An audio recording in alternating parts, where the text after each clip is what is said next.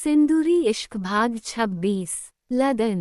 प्राक्षी mirror के सामने खड़ी होकर तैयार हो रही थी। उसने सिंपल साइलो कलर का सलवार सूट पहना हुआ था, जिसमें वो बहुत ही प्यारी लग रही थी। आज तक कभी भी प्राक्षी ने कोई भी शॉर्ट ड्रेस नहीं पहनी थी, तो फिर उसे पसंद भी नहीं थी।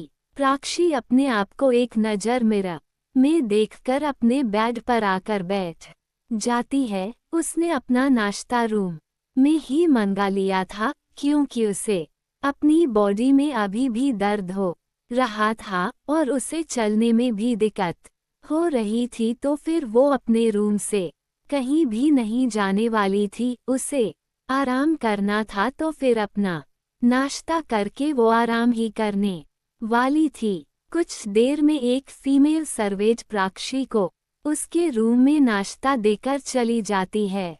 प्राक्षी आराम से अपना नाश्ता एंजॉय कर रही थी, तभी रूम का गेट खुलता है। प्राक्षी की नज़र सामने गेट पर चली जाती है, तो वहां पर इवांस खड़ा हुआ था। इवांस को देखकर प्राक्षी अपनी नजरें झुका लेती है। उसे इवांस से बहुत शर्म आ रही थी। वो इवांस के सामने अपनी नजरें तक नहीं उठा पा रही थी। इवांस के चेहरे पर मुस्कान आ जाती है प्राक्षी को शर्माता हुआ देखकर। इवांस चलते हुए प्राक्षी के पास आकर बेड पर बैठ जाता, फिर अपनी फिंगर से प्राक्षी की चिन को ऊपर करता है। प्राक्षी ने अभी भी अपने नजरें उठाकर इवांस को नहीं देखा था। इवांस प्राक्षी को देखकर बोला, प्राक्षु, तुम मुझसे शर्मा रही हो सीरियसली? रात में मेरे साथ रोमांस करते हुए तो तुम्हें शर्म नहीं है, और अब तुम्हें मेरे सामने शर्म आ रही है। इवांस की बात सुनकर प्राक्षी का पूरा चेहरा शर्म से लाल हो गया था। उसके गाल तो बिल्कुल टमाटर जैसे लाल हो गए थे। इवांस प्राक्षी के गाल पर धीरे से किस करके बोला, हस्बैंड हूँ मैं तुम्हारा, तुम्हें मुझसे इस तरह शर्मने की जरूरत नहीं है। कल रात जो हमारे बीच हुआ, अगर तुम इसलिए शर्मा रही हो तो तुम पागल हो। हम दोनों हस्बैंड वाइफ हैं। तुम्हें प्यार करना मेरा हक है, जिसमें शर्मने वाली क्या बात है? वैसे ये तो गलत बात है। तुम अपने हस्बैंड के बिना अकेले ही नाश्ता कर रही हो। प्राक्षी ने धीरे से अपनी नज़र उठाकर इवांस को देखते हुए बोला, मुझे नहीं पता था कि आप ऑफिस नहीं गए। मुझे लगा आप ऑफिस गए होंगे, तभी मैंने यहीं अपने लिए नाश्ता मंगवा लिया। मुझे चलने में दिक्कत हो रही थी, तो मैं नीचे नहीं गई। प्राक्षी ने ये बात बहुत ही शर्मती हुए इवांस से बोली थी। इवांस प्राक्षी के गाल को अपने अंगूठे से सहलाते हुए बोला, सॉरी, मैं रात में तुम्हारे साथ कुछ ज्यादा ही वाइल्ड हो गया था। प्राक्षी इवांस के सीने में अपना सर छुपाते हुए बोली, मिस्टर राठौर, मुझे डर लगता है कहीं आप मुझे छोड़कर चले गए तो। अगर आपने मुझे खुद से अलग कर दिया तो मैं क्या करूँगी? इवांस प्राक्षी को खुद से अलग करके उसका चेहरा अपने हाथ में लेकर बोला, और तुम्हें ऐसा क्यों लगता है प्राक्षी? तुम इवांस सिंह राठौर की ससे हो, मेरा सुकून हो तुम। कोई भला अपनी सांसों के बिना भी जी सकता है क्या? तुम्हें मैं खुद से कभी दूर नहीं करने वाला। प्राक्षी इवांस की आंखों में देख रही थी। उसे इवांस की दूरी से डर लग रहा था, क्योंकि एक बार वो अपना सुहाग खो चुकी थी। दोबारा वो इवांस को खुद से दूर नहीं होने देना चाहती थी।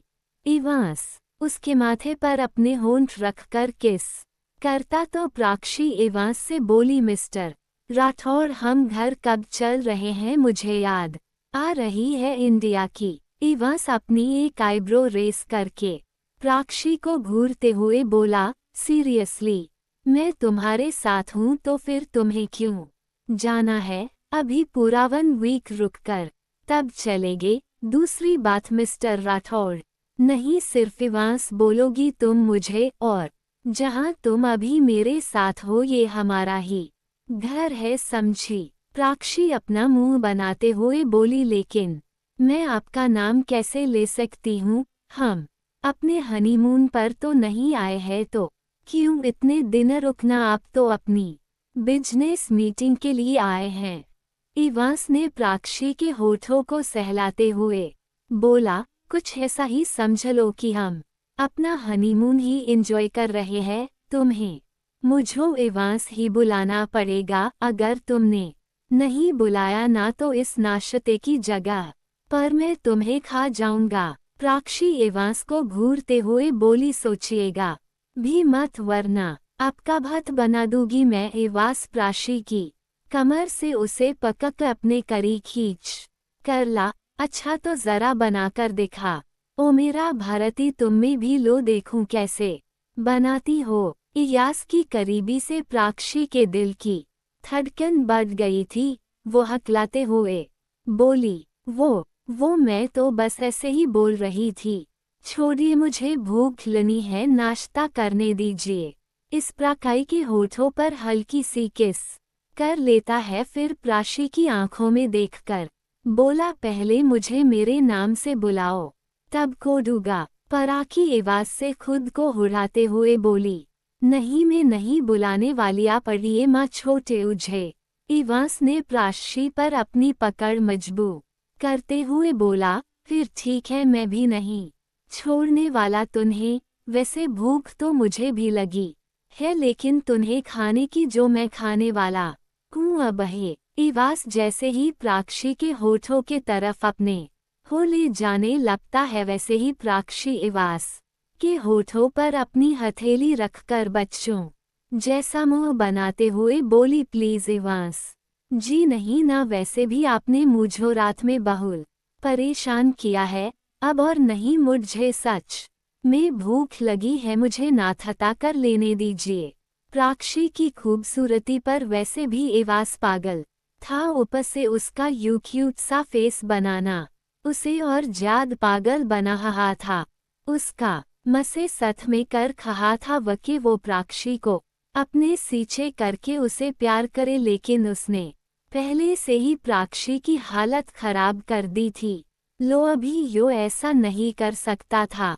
इवांस प्राक्षी के गाल पर बाइट करके बोला, इवांस जी नहीं, सिर्फ इवांस, अभी फिलहाल के लिए तुम्हें छोड़ रहा हूँ, लेकिन इसका मतलब ये नहीं है कि मैं तुम्हें रात को भी छोड़ दूंगा, क्योंकि यह हमारा हनीमून पीरियड चल रहा है। तो फिर अपने हनीमून को अच्छे से एंजॉय करना है मुझे तुम्हारे साथ में। प्राक्षी अपना बेचारा सा मुंह बनाते हुए सिर्फ इवांस को देखती रहती है, फिर दोनों ही अपना नाश्ता करने लगते हैं। प्राक्षी नाश्ता करते हुए भी इवांस को देखकर तरह तरह के मुंह बना रही थी, जिसे देखकर इवांस को उसके ऊपर और ज्यादा प्यार आ रहा था। जारी